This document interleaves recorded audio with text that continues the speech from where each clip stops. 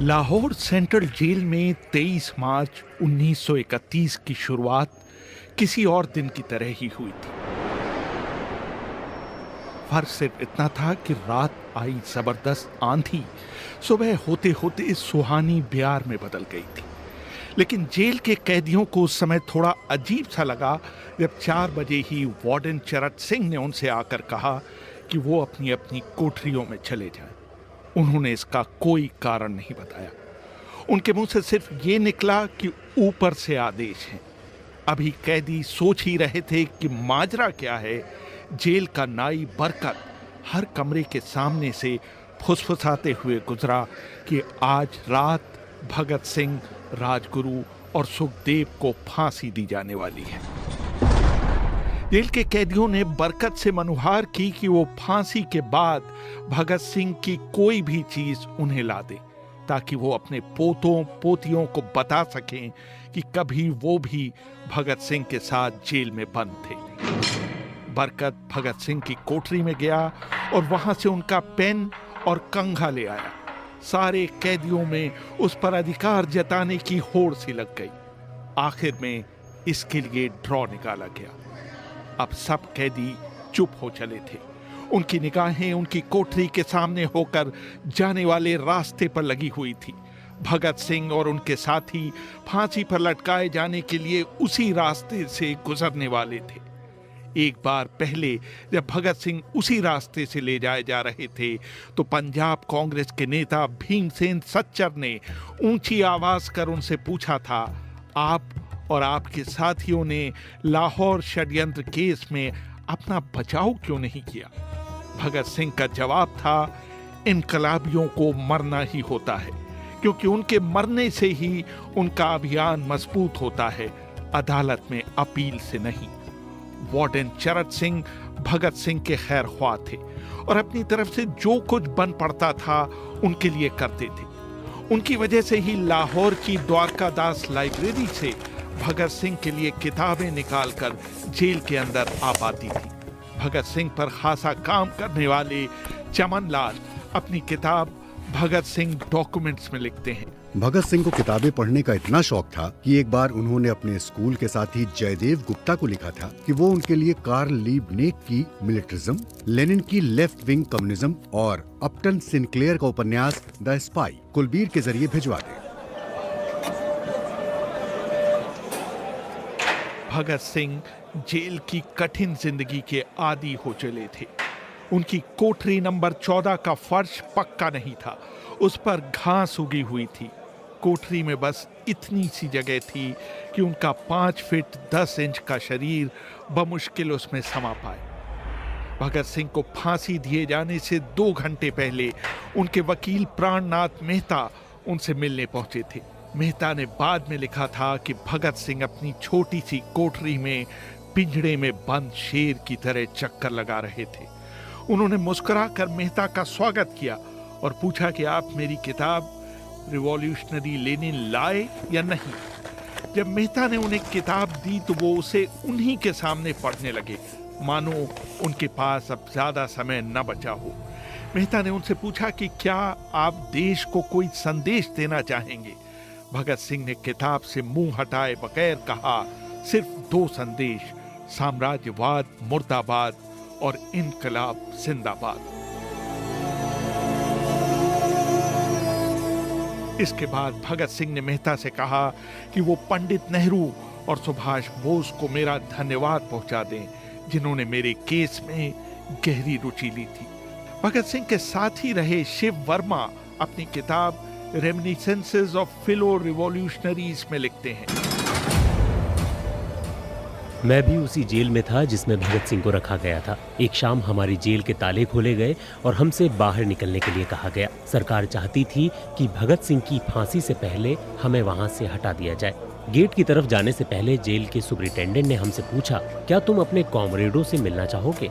हमें भगत सिंह की कोठरी के बाहर ले जाया गया। उन्हें देखते ही मेरी आंखों में आंसू आ गए। भगत सिंह ने मुझे कहा, ये भावुक होने का समय नहीं है, जल्दी ही मैं सारी चिंताओं से मुक्त हो जाऊंगा। तुम वादा करो कि तुम हार नहीं मानोगे। इतना कहकर उन्होंने सींगचे से अपने हाथ बाहर निकालकर मेरे हाथों को पकड़ लिया। जैसे ही जेल सुपरिटेंडेंट ने ये दृश्य देखा, उसने चिल्लाकर आदेश दिया, मार्च। ये मेरी भगत सिंह से आखिरी मुलाकात थी। भगत सिंह से मिलने के बाद मेहता राजगुरु से मिलने उनकी कोठरी पहुंचे। राजगुरु के अंतिम शब्द थे, हम लोग जल्द मिलेंगे। सुखदेव ने मेहता को याद दिलाया कि वो उनकी मौत के बाद जेलर से वो कैरम बोर्ड ले लें जो उन्होंने उन्हें कुछ महीने पहले दिया था। मेहता के जाने के थोड़ी देर बाद जेल अधिकारियों ने तीनों क्रांतिकारियों को बता दिया कि उनको वक्त से 12 घंटे पहले ही फांसी दी जा रही। अगले दिन सुबह 6 बजे के बजाय उन्हें उसी शाम 7 बजे फांसी पर चढ़ा दिया जाएगा। भगत सिंह मेहता द्वारा दी गई किताब के कुछ पन्ने ही पढ़ पाए थे। उनके मुंह से निकला, क्या आप मुझे इस किताब का एक अध्याय भी खत्म नहीं करने देंगे? भगत सिंह ने जेल के मुस्लिम सफाई कर्मचारी बेबे से अनुरोध किया कि वो उनके लिए उनको फांसी दिए जाने से एक दिन पहले शाम को अपने घर से खाना लाए। लेकिन बेबे भगत सिंह की ये इच्छा पूरी नहीं कर सके, क्योंकि भगत सिंह को 12 घंटे पहले फांसी देने का फैसला ले लिया गया और बेबे को जेल के गेट के अंदर घुसने ही नहीं दिया गया। थोड़ी देर बाद तीनों क्रांतिकारियों को फांसी की तैयारी के लिए उनकी कोठरियों से बाहर निकाला गया। भगत सिंह, राजगुरु और सुखदेव ने अपने हाथ आपस में जोड़े और अपना प्रिय आजादी गीत गाने लगे।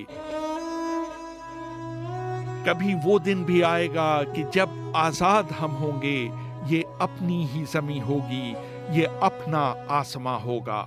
फिर इन तीनों का एक एक करके वजन लिया गया। सबके वजन पहले से बढ़ गए थे। इन सब से कहा गया कि अपना आखिरी स्नान करें।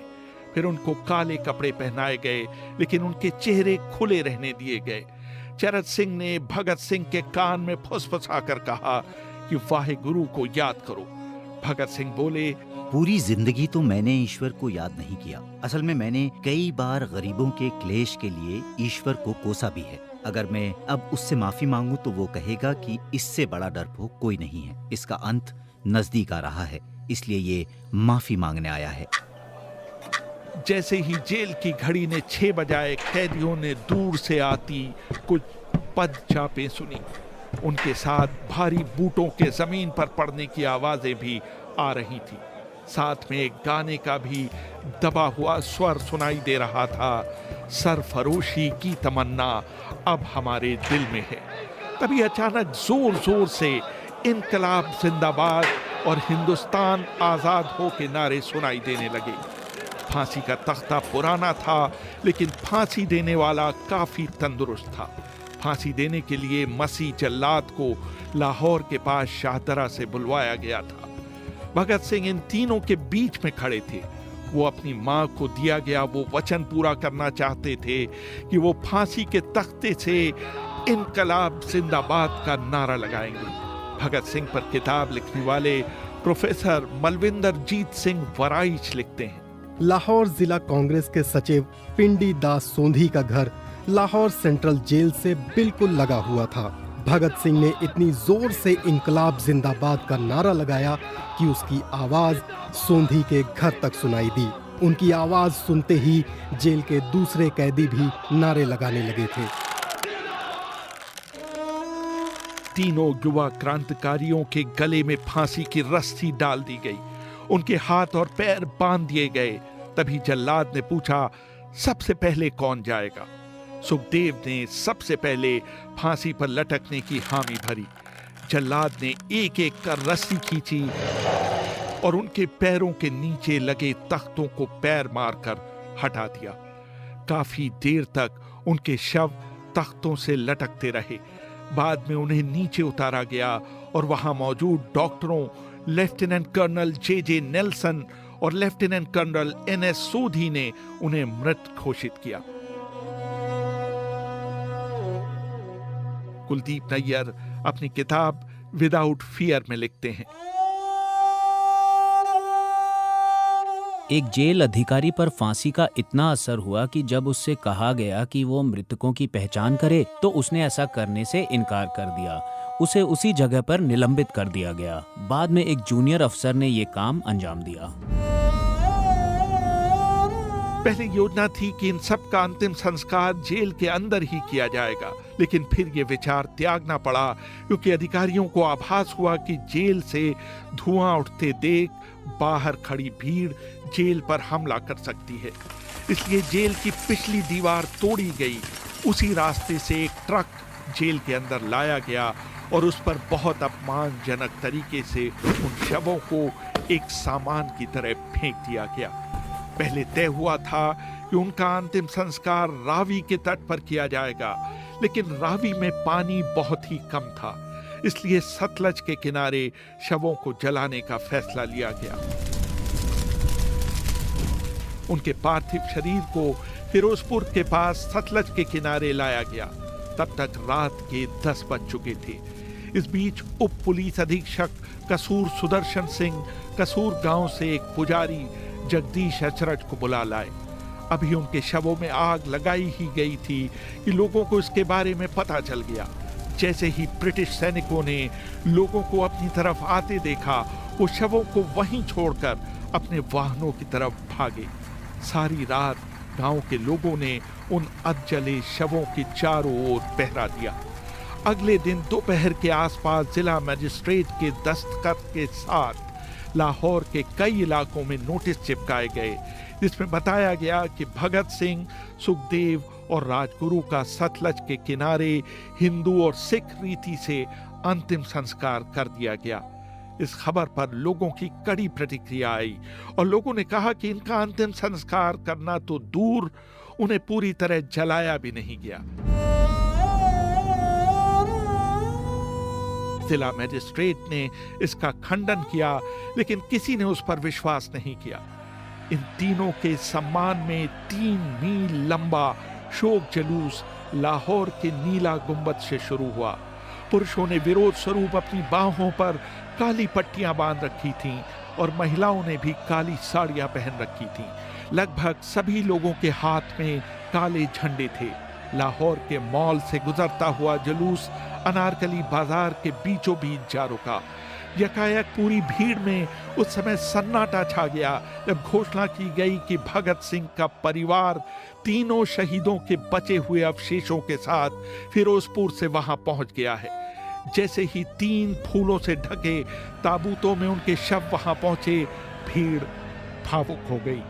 लोग अपने आंसू नहीं रोक पाए।